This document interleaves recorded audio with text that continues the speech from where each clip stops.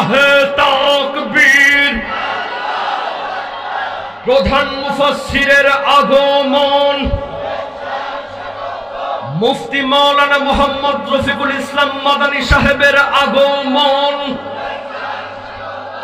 এলাকাবাসীর পক্ষ থেকে, রাজশাহীবাসীর পক্ষ থেকে, বাগমারার পক্ষ থেকে, বামনকয়ার পক্ষ থেকে মাওলানা রফিকুল ইসলাম মাদানী জিন্দাবাদ জিন্দাবাদ, নারে তাকবীর। প্রধান বক্তার আগমন, প্রধান বক্তার আগমন, এলাকাবাসীর পক্ষ থেকে মুফতি মাওলানা মুহাম্মদ রফিকুল ইসলাম মাদানী সাহেবের আগমন,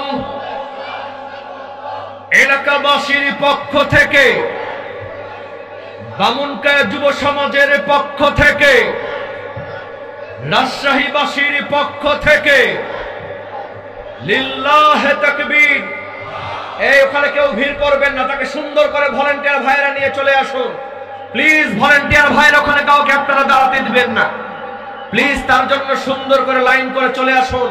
আর আমি করজোড়ে মিনত করি, আপনারা যারা সামনে দাঁড়িয়ে আছেন সবাই বসে পড়ুন, আল্লাহর ওয়াস্তে সবাই বসে পড়ুন প্লিজ। এই ভাই সবাই বসেন। লিল্লাহে তাকবীর, লিল্লাহে তাকবীর। প্রধান অতিথির আগমন, প্রধান বক্তার আগমন, মুফতি মাওলানা মুহাম্মদ রফিকুল ইসলাম মাদানী হুজুরের আগমন, এলাকাবাসীর পক্ষ থেকে, এলাকাবাসীর পক্ষ থেকে, এলাকাবাসীর পক্ষ থেকে লিল্লাহে তাকবীর, লিল্লাহে তাকবীর। সবাই আলহামদুলিল্লাহ বলেন, আলহামদুলিল্লাহ। আমাদের অন্তরের হৃদয় স্পন্দন, আমাদের সকলের পরিচিত মুখ, আমাদের ইসলামী সিফা সালার ইসলামী আন্দোলনের একজন বলিষ্ঠ কণ্ঠস্বর রফিকুল ইসলাম মাদানী সাহেব চলে এসেছেন। লিল্লাহে তাকবীর।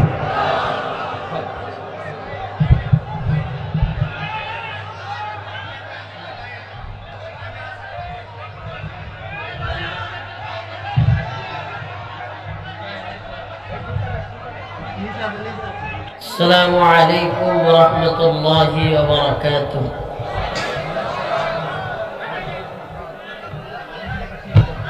إن الحمد لله نحمده ونستعينه ونستغفره ونؤمن به ونتوكل عليه ونعوذ بالله من شرور أنفسنا ومن سيئات أعمالنا. من يهده الله فلا مضل له ومن يضلل فلا هادي له. ونشهد أن لا إله إلا الله وحده لا شريك له. أما بعد فأعوذ بالله من الشيطان الرجيم. بسم الله الرحمن الرحيم.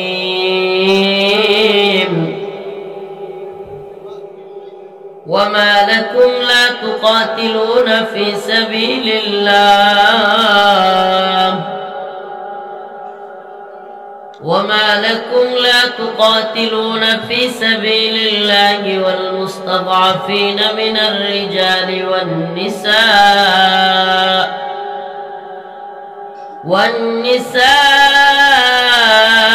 والولدان الذين يقولون ربنا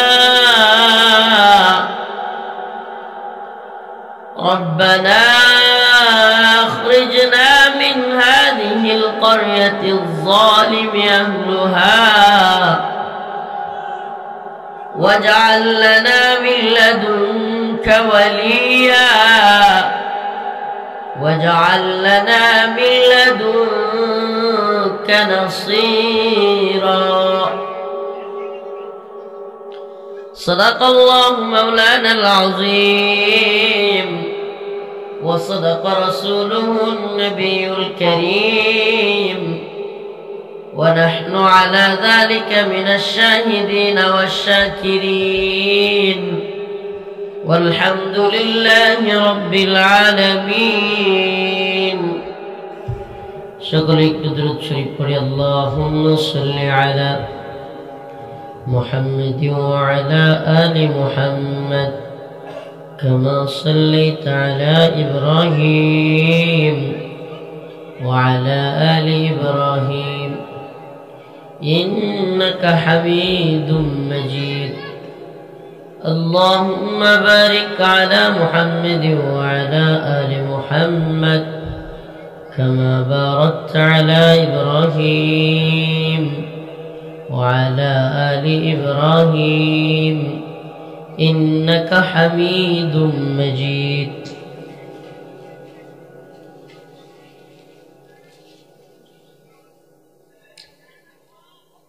বামনখয়া যুব সমাজের উদ্যোগে আয়োজিত বামনখয়া বাগমারা রাজশাহীর আজকের এই ঐতিহ্যবাহী তাফসীরুল কোরআন মাহফিলের সম্মানিত উলামায়ে কেরাম, মুরব্বিয়ান আযম, অতিথিবৃন্দ, প্রিয় যুবক ভাইরা, স্নেহের ছোট ভাইরা, আল্লাহ রাব্বুল আলামিনের দরবারে অসংখ্য অগণিত শুকরিয়া যে আল্লাহ রাব্বুল আলামিন আপনাকে আমাকে কোরআন সুন্নাহ থেকে কিছু কথা বলবার এবং শুনবার ব্যবস্থা করে দিয়েছেন। সেজন্য অন্তরের অন্তঃস্থল থেকে কালিমাতুশ শুকর আদায় করে স্বতঃস্ফূর্ত আওয়াজ করে বলে আলহামদুলিল্লাহ। প্রিয় উপস্থিতি, লম্বা রাত হয়ে গেছে, আমার আরো আগে আসার কথা ছিল। আমি অনেক আগে আসছি ভাই, রাজশাহীতে আসছি সন্ধ্যার আগে বিমানে। এরপর থেকেই রাজশাহীতে আছি। দুইটা প্রোগ্রাম ছিল, একটা করে আসলাম, এই যে আরেকটা আপনাদের। যেটাতে গেছি ওটাতে বয়ান দেওয়ার কথা 10টায়, প্রথমে বলছে 9:30, পরে 10টায়, এরপরে 10:30টায় স্টেজে উঠাইছে। অনেক দেরি হয়েছে, এই জন্য আপনাদের এখানে আসতেও দেরি হয়েছে। আপনাদের কমিটির লোকেরাও আমার সাথে ছিল, তাই সেও দেখছে ওরা কি করছে। বাকি তারপরে যতক্ষণ বয়ান করার করলাম, বললো একটু হুজুর রুমাল ছেড়ে দেন, চাঁদা আদায় করে দেন, দিলাম। এরপরে চলে আসলাম। কমিটির একজন আপনাদের ফোন দিছে, হাদিয়ারও খবর নাই, কিছুর খবর নাই।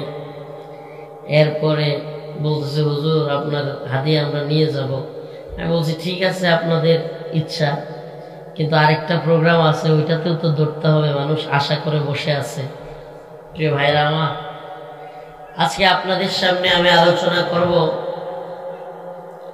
মায়ানমারের সমস্যার সমাধান কিভাবে হবে, রোহিঙ্গা সংকটের সমাধান কি, ফিলিস্তিনের যেই সমস্যা, ফিলিস্তিনের নির্যাতিত মুসলমানদের সমাধান কিভাবে হবে, ভারতে বর্তমানে নতুন করে মুসলমানদের উপর নির্যাতন নিপীড়ন চলতেছে, এই সমস্যার সমাধান কিভাবে হবে। প্রশ্ন করতে পারেন হুজুর, জাতিসংঘ যে সমস্যার সমাধান করতে পারতেছে না, আমাদের নোবেল বিজয়ী ডক্টর ইউনূস সাহেব যে সমস্যার সমাধান করতে পারতেছে না, এটার সমাধান আপনি মাহফিলে দিবেন? ভাই আমি দিব না, আল্লাহর কোরআন দিবেন। আমি দেওয়ার মতো কেউ না, আমি দিতে পারবো না। কোরআন সমাধান সেই 1450 বছর আগে লিখে রাখছে। এই মায়ানমারের এই সমস্যা, রোহিঙ্গাদের, এটার সমাধান কোথায়? ফিলিস্তিনের সমাধান কোথায়? ভারতের বর্তমান সমস্যার সমাধান কোথায়? এই সবগুলো সমস্যার সমাধান কোন পথে, এটা কোরআন বলবে। সুবহানাল্লাহ।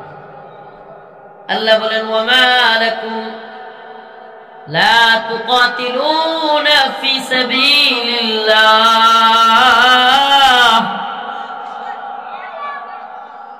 وما لكم لا تقاتلون في سبيل الله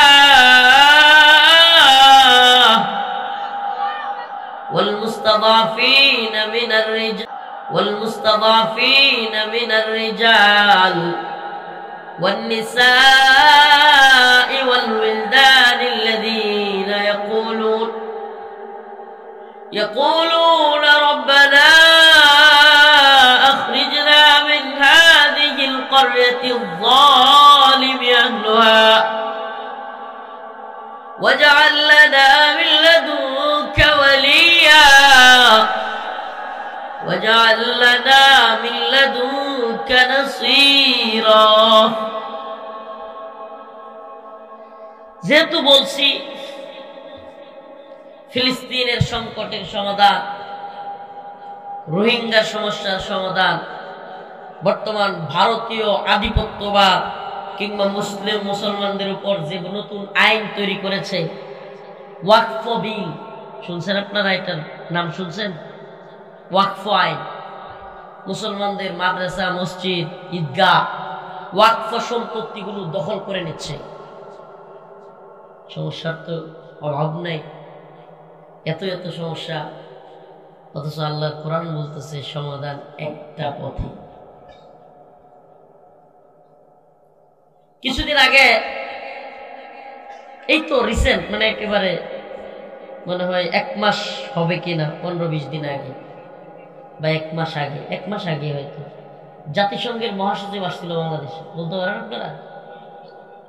রোজার মধ্যে, তাইলে তো 1 মাসই হবে মনে হয়, 1 মাস।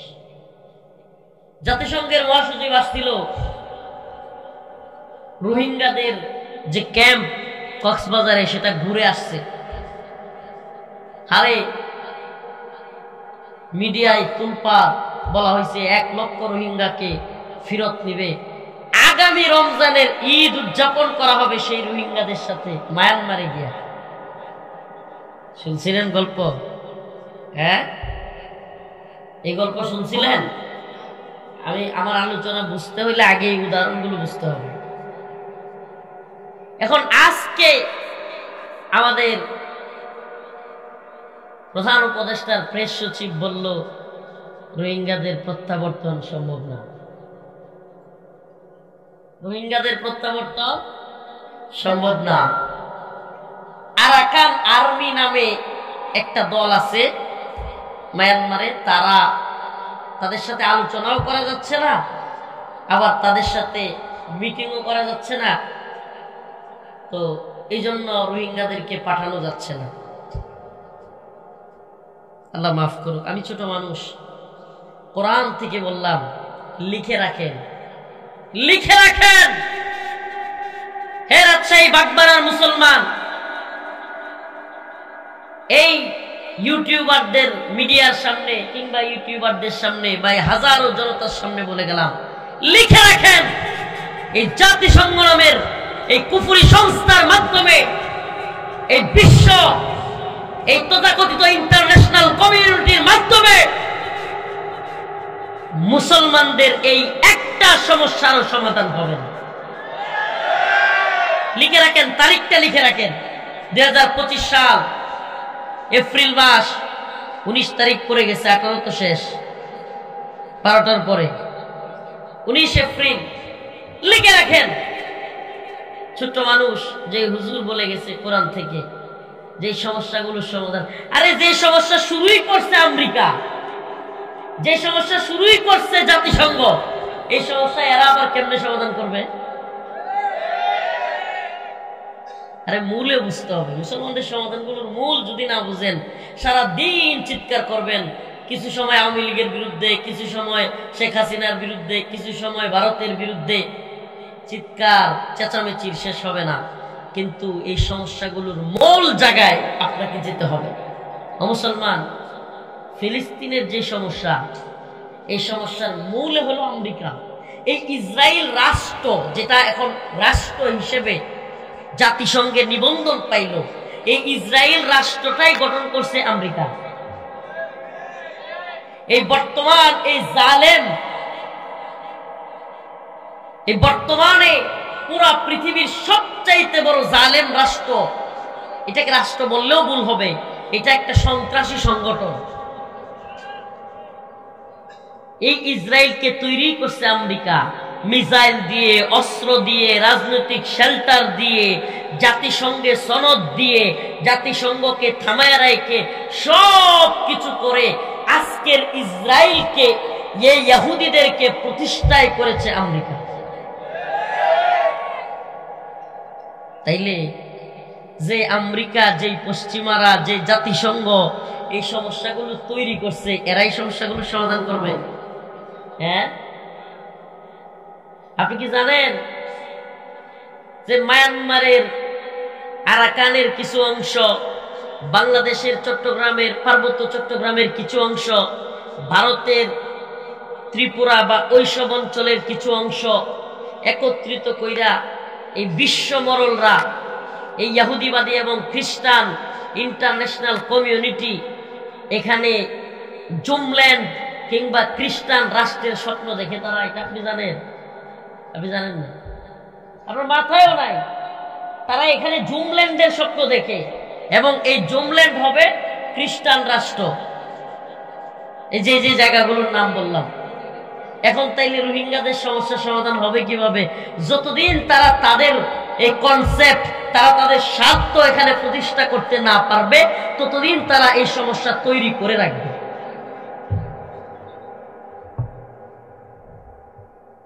প্রিয় ভাইরা আমার, একদিকে গ্রেট ইসরায়েল, ইহুদিবাদীরা পুরো পৃথিবীতে ইহুদিবাদী সাম্রাজ্য প্রতিষ্ঠা করার জন্য তাদের রোড ম্যাপ তৈরি করে রেখেছে। তাদের অর্থায়ন, তাদের যুদ্ধ, তাদের অর্থনীতি, তাদের পুরো সেক্টরগুলো এই নতুন তাদের যে রোড ম্যাপ, তাদের যে তামান্না, তাদের যে স্বপ্ন গ্রেট ইসরায়েল রাষ্ট্র প্রতিষ্ঠা করা, সেটা কি? ইহুদিবাদীদের এমন এক রাষ্ট্র হবে যেটা পুরো পৃথিবী শাসন করবে। আপনি কি জানেন বর্তমান আমেরিকার আদর্শ, বর্তমান আমেরিকার নীতি নির্ধারণ করে ইহুদিবাদীরা? আমেরিকার নীতি ঠিক করে এই সিনেটর বলেন, মার্কিন সিনেট বলেন, মার্কিন পররাষ্ট্র মন্ত্রণালয়ের অবস্থান বলেন, কিংবা তাদের নীতি নির্ধারণী ফোরাম বলেন, সবকিছু ঠিক করে এই ইহুদিবাদীরা। প্রিয় ভাইরা আমার, কি বললাম? একটু আলোচনা বুঝতে একটু কষ্ট হইলে আমি সহজ করে দিব, কিন্তু একটু বুঝবার চেষ্টা করেন উম্মার বর্তমান পরিস্থিতি এবং এটার সমাধান কোরআন কি বলে। এখান থেকে নিতে হলে আপনাকে এই প্রথম কথাগুলো, বর্তমান বিশ্ব পরিস্থিতিটা একটু বুঝতে হবে। ইহুদিবাদী ইসরায়েল, তাদের তামান্না কি? দ্য গ্রেট ইসরায়েল রাষ্ট্র গঠন। গ্রেট ইসরায়েল কি? আরো সহজ করে বললে, পুরো পৃথিবী ইহুদিবাদীরা শাসন করবে। কারা শাসন করবে? তাইলে এটা করতে হলে কি করতে হবে? অর্থনৈতিকভাবে পুরো পৃথিবীর রাজত্ব তৈরি করতে হবে, সামরিকভাবে পুরো পৃথিবীর রাজত্ব তৈরি করতে হবে। এমনকি ফুড, খাবার, বিশ্বের খাবারের নিয়ন্ত্রণ আমাদের হাতে নিতে হবে। কিভাবে নিব? পুরো পৃথিবীতে ইসরায়েলি প্রোডাক্ট দিয়া, ইসরায়েলি পণ্য দিয়া একেবারে ভরপুর করে ফেলতে হবে। মুসলিম রাষ্ট্র, 90% মুসলমান চিল্লাবে আমাদের বিরুদ্ধে, কিন্তু সেই রাষ্ট্রের প্রধানতম এয়ারপোর্ট শাহজালাল আন্তর্জাতিক বিমানবন্দরে আমাদের পণ্য থাকবে, আমাদের ইকুইফিনা থাকবে, আমাদের কিনলে পানি থাকবে, আমাদের পানি ব্যতীত অন্য কোনো পানি থাকবে না। আবার পেটি কিছু বুঝছেন আপনি?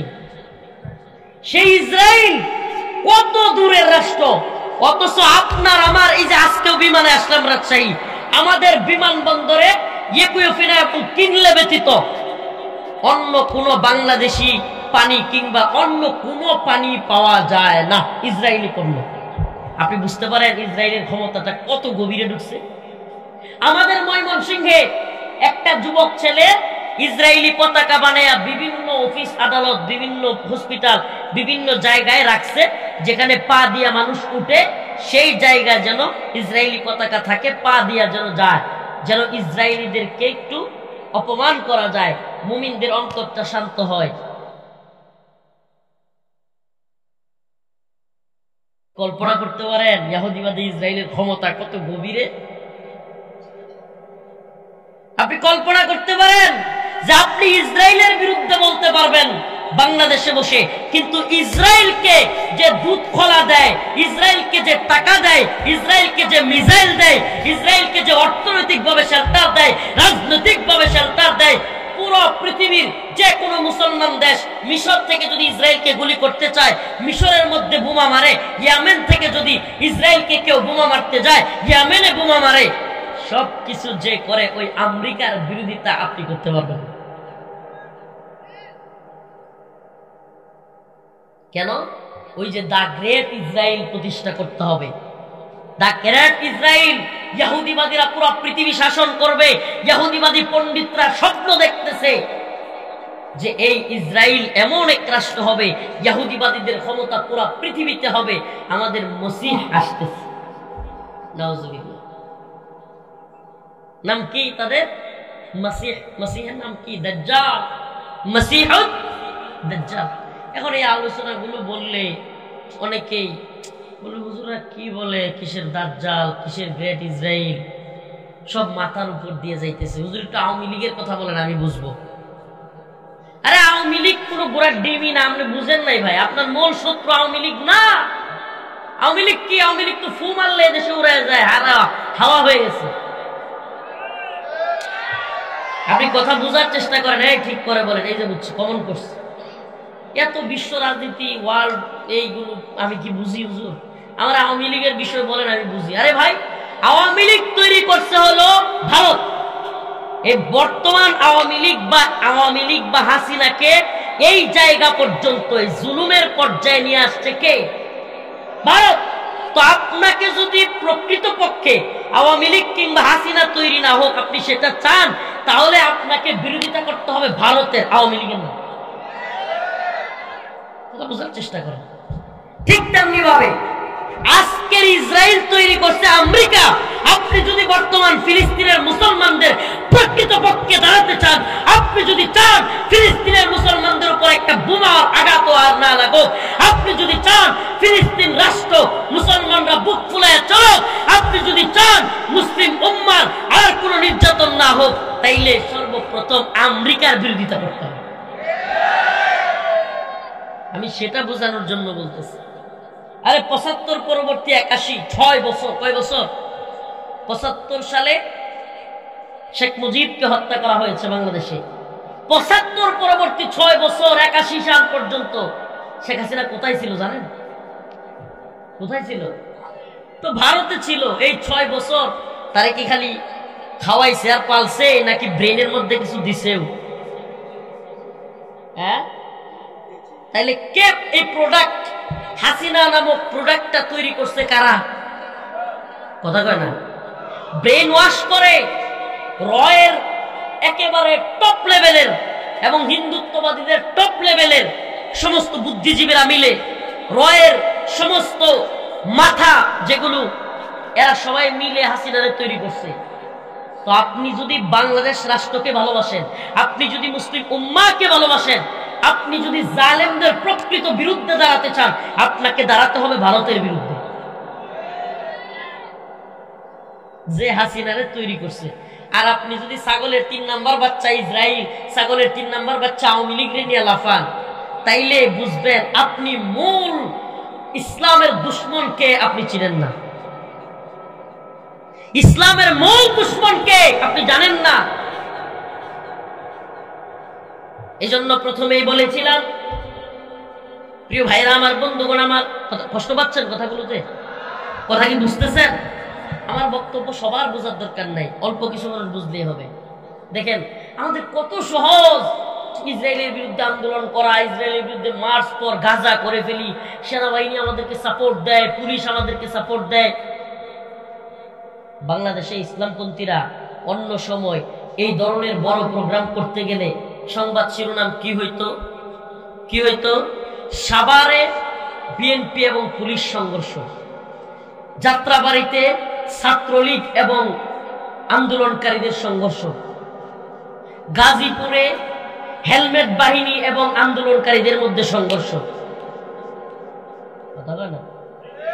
এই শিরোনামগুলো থাকতো কি থাকতো না? এত এত লক্ষ লক্ষ হুজুর ঢাকায় গিয়া সোহরাওয়ার্দী উদ্যানে ঢাকার প্রাণ কেন্দ্রে প্রোগ্রাম করবে, আর এই ধরনের শিরোনাম আওয়ামী লীগের সময় আসবে না, এটা হয়েছিল কখনো? আমি মনে হয় বুঝাইতে পারতেছি না। সব সময় কিরকম নিউজ আসতো কি আসতো না যে বিভিন্ন জায়গায় হুজুরদের সাথে মারামারি। তো এইবার তো পুলিশ, সেনাবাহিনী সবাই মিলে সহযোগিতা করলো। কিন্তু যদি এই মিছিল, এই মিটিং আমেরিকার বিরুদ্ধে হইতো, তাইলে আর আমাদের প্রশাসন এরকম থাকতো? প্রশাসনের নিজস্ব কোনো ধর্ম নাই, সরকারের ধর্মই তার ধর্ম। প্রশাসনের, পুলিশের, র্যাবের, সেনাবাহিনীর বা যারা আছে এদের নিজস্ব কোনো ইমানও নাই, সরকারের ইমানই তাদের ইমান। কথা কি বুঝতেছেন? হ্যাঁ, সরকার যা বলে সে তাই করে, তার ব্যক্তিগত ইমানের ধার ধারে না। তাইলে এটাও মনে রাখেন, সরকার কিংবা গভর্নমেন্ট যদি জাহান্নামের পথে যায়, আপনিও কিন্তু জাহান্নামের পথে। একটু সাবধান হয়ে যায়। এইটা বইলেই তো আওয়ামী লীগের সময়ে জুলুমটা হয়েছে। কথা কয় না? জুলমেন কারগুজারি একটু বলবো, ময়মনসিংহে রিমান্ডে গেলাম, অনেক দিন হয়ে গেছে রিমান্ডে, 26 দিন প্রায়। হাইরে মনের মধ্যে কষ্ট, কত ধরনের জুলুম অত্যাচার যাচ্ছে। মনে মনে চিন্তা করলাম, হাইরে ময়মনসিংহ রিমান্ডে কবে নিব? যাই হোক, মারকার গালি দেখ, নিজের এলাকাটা তো গিয়ে দেখতে হবে। গেলাম ময়মনসিংহের রিমান্ডে।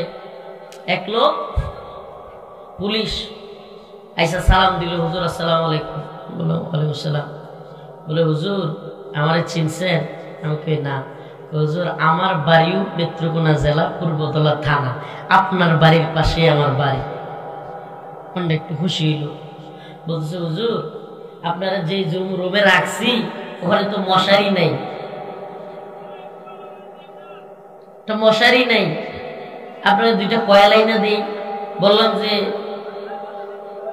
আপনি যে আমার কয়েল এনে দিতেছেন, বলতেছেন আমাকে ভালোবাসেন, আচ্ছা যদি আপনার উপরের অফিসার এখন একটু পরে আয়সা বলে যে এই হুজুররে পিডাও, এই হুজুররে সাইজ করে দাও, তাইলে কি করবেন? হুজুর আমার হাত পা বাঁধা, বাইরেতে কইলে বাইরাবো। আল্লাহরে সাক্ষী রেখে বলতেছি, কোর্ট করলাম, কোর্ট একেবারে ওর কথাগুলো বললাম। এই যে আপনি বলতেছেন আমার এলাকায় বাড়ি, আমারে মোহাব্বত করেন, আমার ওয়াজ শুনেন, এখনই যদি আপনার সিনিয়র অফিসার বলে যে হুজুরে পিড়াইতে হবে, যেহেতু রিমান্ডে আছি, কি করবেন? হুজুর আমার কিছুই করার থাকবে না, পিড়াইতে হবে।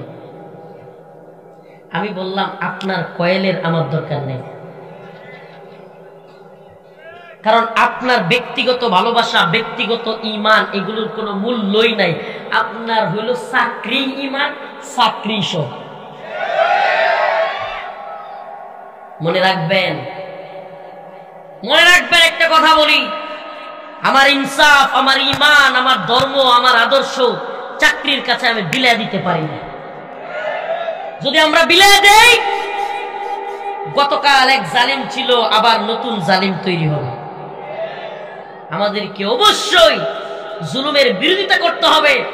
সিনিয়র অফিসার বলবে চাকরি চলে যাবে কিংবা আমার ক্ষতি হয়ে যাবে, এজন্য আমি আলেমদের গায়ে হাত তুলবো, আলেমদের নামে মিথ্যা মামলা দেব, আলেমদেরকে জেলে ভরবো, ইসলামের বিরুদ্ধে অবস্থান নিব।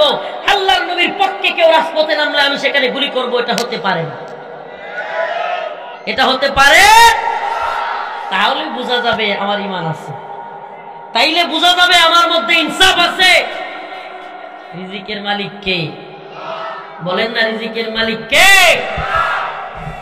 নাকি চাকরি?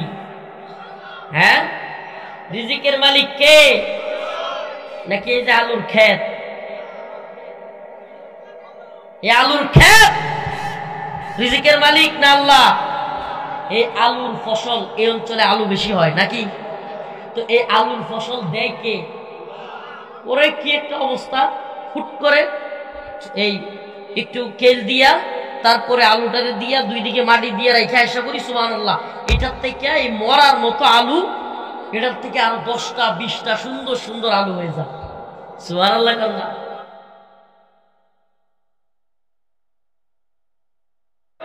আহা, পাথর দিয়ে ঘুরে রাখলে হবে? এই মাটির মধ্যে এই ফসল বোনার সিস্টেম আপনার মাথায় কে ঢুকাই দিবে? এবং সেখানে রাখার পরে এত সুন্দর আলু উপর দিয়া সবুজ সবুজ সুন্দর সুন্দর পাতা কে গজায়া দিবে? তাইলে আমরা ভয় করব কাকে? কথা কয় না? আমেরিকা রে, ভারত রে, সময়ে সময়ে আওয়ামী লীগ রে? হ্যাঁ না রে ভাই, আমরা ভয় করব একমাত্র আল্লাহকে। বলেন না কাকে? সে আল্লাহ কি বলেন? ওমা লাকুম লা তুকাতিলুনা ফি সাবিলিল্লাহ ওয়াল মুস্তাদাফিনা মিনার রিজাল ওয়ান নিসাই ওয়াল বিলদান الذين يقولون ربنا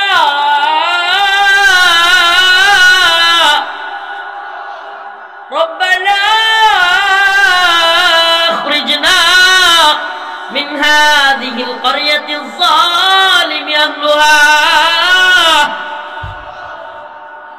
واجعل لنا من لدنك وليا واجعل لنا من لدنك نصيرا।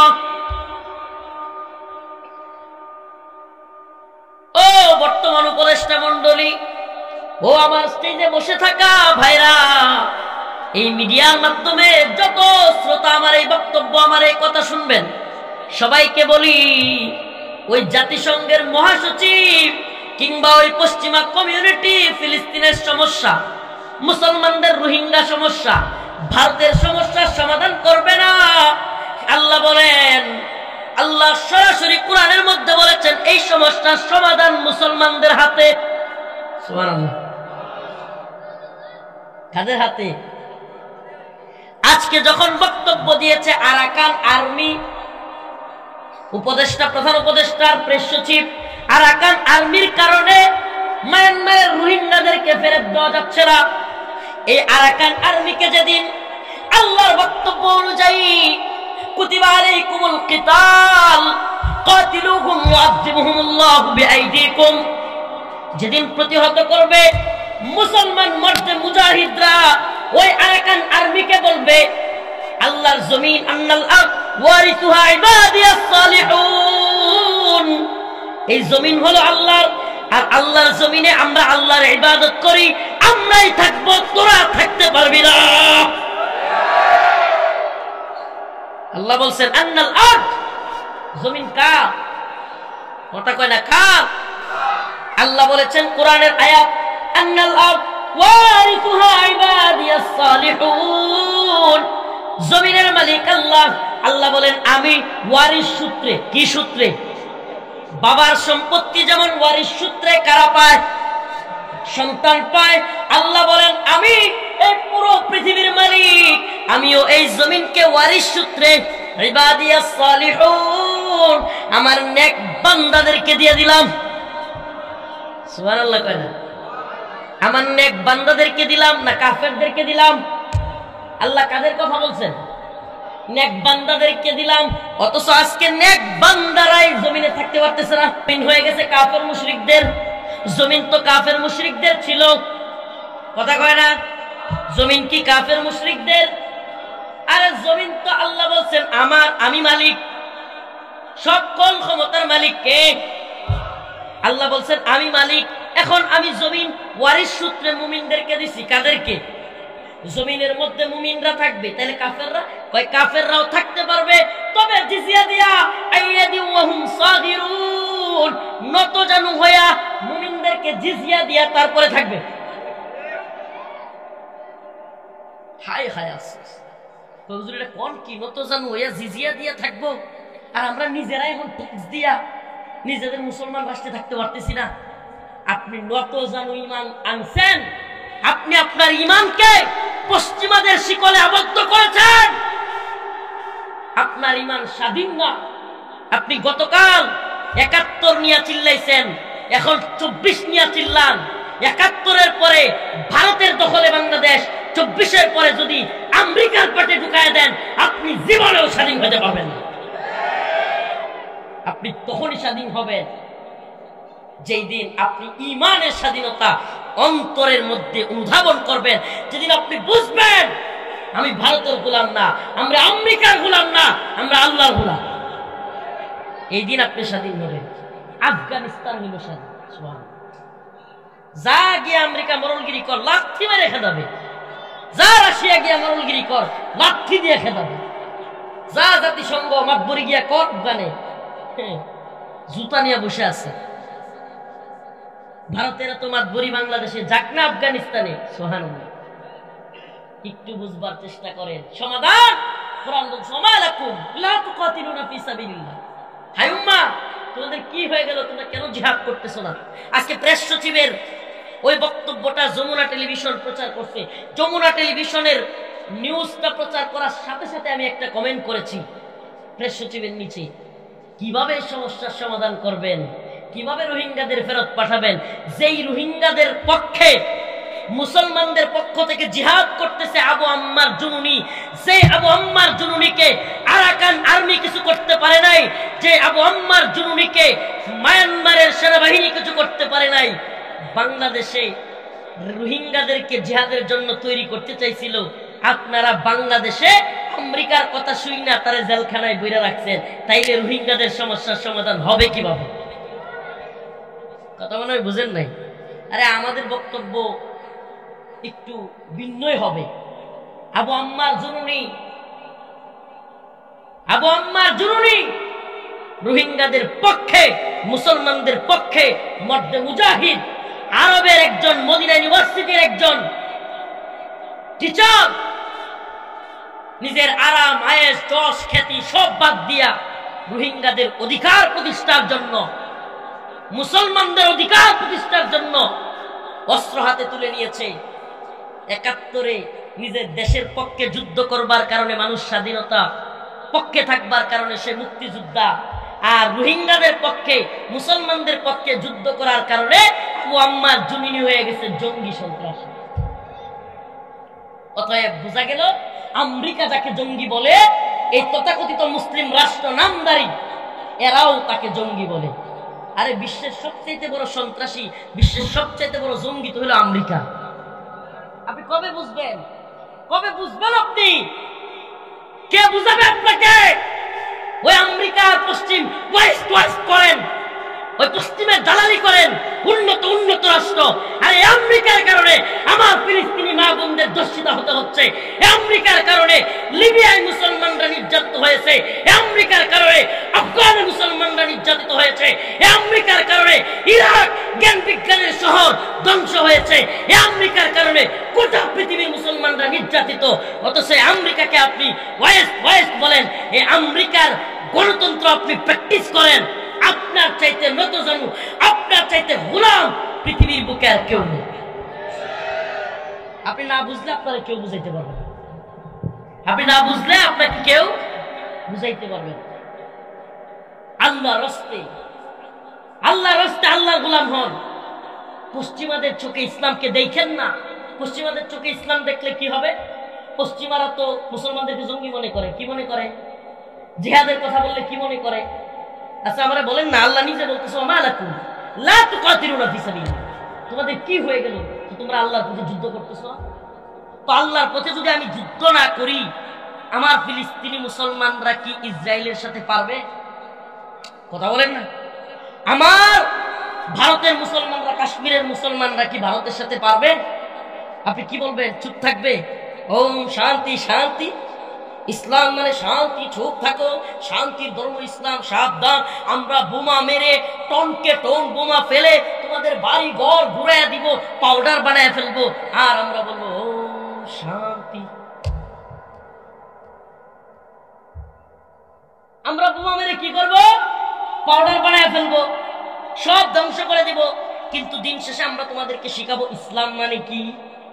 শান্তি, তোমরা শান্তি, তোমরা শান্তি, সাবধান, তোমরা অস্ত্র নিবা না, যত অস্ত্র আমরা মানবো।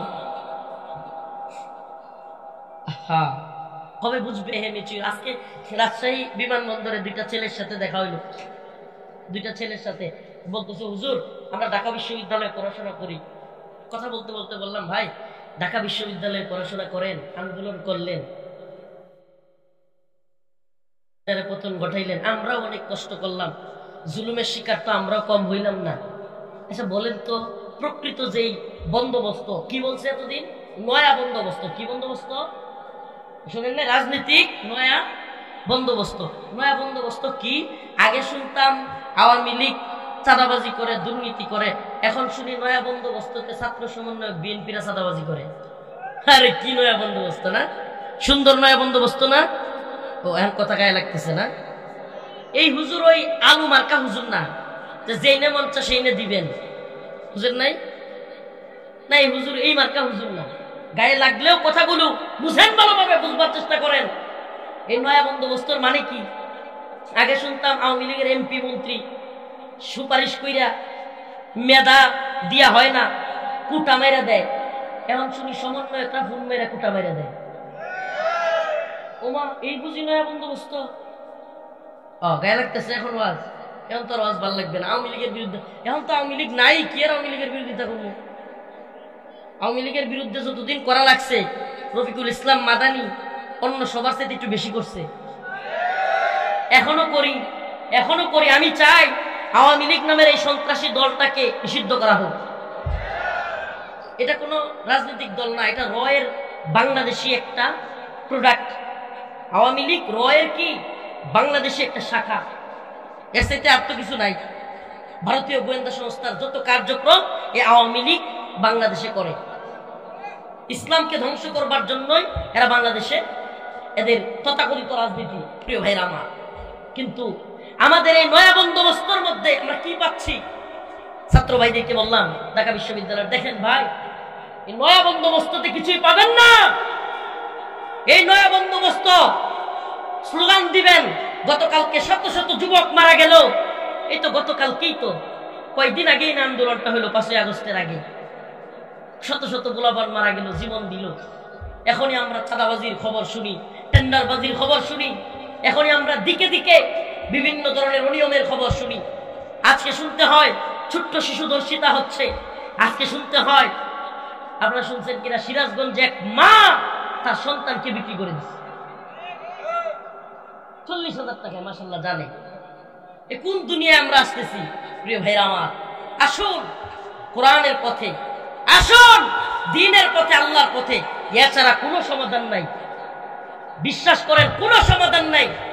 অমুকে অমুক পথ দেখাবে, অমুকে তমুক অমুক পথ দেখাবে, তমুক পথ দেখাবে। প্রিয় ভাইরা আমার, আল্লাহ বলেন, ওয়ামা লাকুম লা তুকাতিলুনা ফি সাবিলিল্লাহ। তোমাদের কি হয়ে গেল? তোমরা আল্লাহর পথে কেন যুদ্ধ করতেছো না? কেন যুদ্ধ করব? এই নামাজ পড়ি তো আমরা, নামাজ পড়েন তো? এই যেখানে নামাজ পড়েন না, ভারতেও সেখানেই নামাজ পড়তো। জায়গাটার নাম মসজিদ। জায়গাটার নাম কি? আপনারা যেখানে নামাজ পড়েন, ভারতেও সেই জায়গায় নামাজ পড়তো। জায়গাটার নাম?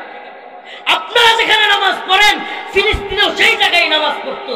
জায়গাটার নাম? আপনাদের জায়গার নাম বাইতুল মুকাররম, ভারতেরটার নাম বাবরি মসজিদ। আপনাদেরটার নাম বাইতুল মুকাররম, ফিলিস্তিনেরটার নাম আল আকসা। আপনার বাইতুল মুকাররম ঠিক আছে, কিন্তু আকসা দখল হয়ে গেছে। আপনার বাইতুল মুকাররম ঠিক আছে, বাবরি মসজিদ দখল হয়ে গেছে। আপনি কি মনে করেন বাইতুল মুকাররমে আওয়ামী লীগ থাকতে মুসল্লিদের উপর বুট পরে, সুজুতা পরে পুলিশ মুসল্লিদের উপর গুলি করে নাই? দখল প্রায় হয়েই গেছিল, আল্লাহ বাঁচাইছে। আল্লাহ না করুক, আপনারা যদি নয়া বন্দোবস্তর নামে কোরআনের দিক থেকে ফিরে না আসেন, জিহাদের পথে ফিরে না আসেন, তাহলে আপনাদের মসজিদগুলো একইভাবে দখল হবে। এখন কথা বুঝে আসবে না। সুখে থাকতে কেন বুঝে আসে না? একটা কথা আছে, সুখে থাকতে ভূতে খিলা। ভূতে সুখে থাকতে কেউ বুঝে না। এখন তো আমার, আল্লাহ মাফ করুক, আমাদের অনেক হুজুররা মনে করে আমরা ক্ষমতায় আইসেই করছি, বুঝেন না? এখন নিফাক তৈরি হবে, এখন নিফাক তৈরি হবে, এখন বিভিন্ন বক্তব্য এদিক সেদিক হবে। আমেরিকাকে মাইনাস করা যাবে না, আমেরিকা বিশ্বমরণ, আমেরিকা অমুক, আমেরিকা তমুক, আমেরিকার রাজনীতি, আমেরিকার বিরোধিতা করলে এদেশে আমাদের দলীয় সমস্যা হবে, এই হবে সেই হবে। 4 দিন আগে এই গল্পে আমরা শুনতাম ভারতের বিরুদ্ধে বলা যাবে না, ভারত এটা করবে সেটা করবে, পুরা ডিম করবে। মিয়া আমার আল্লাহর উপর যদি আস্থা বিশ্বাস থাকে, ঈমান থাকে আল্লাহর উপর, ভারতে কিছু করতে পারবে না, আমেরিকাও কিছু করতে পারবে না। ইনশাআল্লাহ বিজয়ী মুসলমানরাই হবে, আমেরিকা পরাজিত হবে, ভারত পরাজিত হবে, ইসরায়েলও পরাজিত হবে। কি করতে হবে? ওমা আলাকুম লা তুকাতিলুনা ফি সাবিলিল্লাহ। তোমাদের কি হয়ে গেল? তোমরা আল্লাহর রাস্তায় জিহাদ করতেছো না, আল্লাহর রাস্তায় কিতাল করতেছো না? খোলামেলা কথা, মুসলমানদেরকে দ্বীনের জন্য, ঈমানের জন্য অস্ত্র হাতে তুলে নিতে হবে, অস্ত্র হাতে তুলে নিতে হবে। সোজা বক্তব্য বুঝেন, মুসলমানদের জন্য, দ্বীনের জন্য, ঈমানের জন্য কি হাতে তুলে নিতে হবে? প্রয়োজন অস্ত্র হাতে তুলে নিতে হবে। এই ভূখণ্ড রক্ষা করবার জন্য, দ্বীন ঈমানের হেফাজত করবার জন্য আজকে ভারতে মসজিদগুলো ঘুরিয়ে দেওয়া হচ্ছে, মাদ্রাসাগুলো বুলডোজার দিয়ে ঘুরিয়ে দেওয়া হচ্ছে। আল্লাহ না করুক আগামীকালকে বাংলাদেশে হবে না, এটার কোনো ওয়ারেন্টি গ্যারান্টি আপনারা কেউ দিছে? হ্যাঁ, যদি আপনার মাদ্রাসা, এই মসজিদ যেটাতে আপনি নামাজ পড়েন, ওই মাদ্রাসা যেখানে কোরআনের তিলাওয়াত হয়, এগুলোর হেফাজত করতে চান, আপনারা চান, মনে রাখবেন আল্লাহ পাকের একটা বন্দোবস্ত আছে। এই একটাই পথে আপনার মসজিদ আপনি রক্ষা করতে পারবেন, এই একটাই পথে আপনি আপনার কোরআনের মাদ্রাসা রক্ষা করতে পারবেন, এই একটাই পথে আপনার বোন, আপনার মা, আপনার সন্তানদের, স্ত্রীদের ইজ্জত রক্ষা করতে পারবেন। সেই পথের নাম হলো ইউকাতিলুনা ফি সাবিলিল্লাহ, আল্লাহর রাস্তায় জিহাদ করা। আল্লাহর রাস্তায় কি করা? এটাই আল্লাহর পক্ষ থেকে বন্দোবস্ত, এটাই মায়ানমারের মুসলমানদের আবার ফিরে যাওয়ার পথ। কোনো কূটনীতি কাজ হবে না, কাজ হবে না। আপনি মনে রাখেন, বাড়ির পাশে বড় নেতা, হুমরা সুমরার গরিব মানুষ যদি থাকে, ওই লোক মনে করেন প্রশাসন দিয়া মামলা কইরা মারছে, প্রিয় ভাইরা আমার, মোরল, বিরাট বড় মোরল, বিশাল ক্ষমতার অধিকারী, এখন ওই বাড়ির পাশে একটা গরিব মানুষ আছে, এখন এই মরলের সাথে ওই লোকের কোনো ইয়াই নেই, মিলেই না।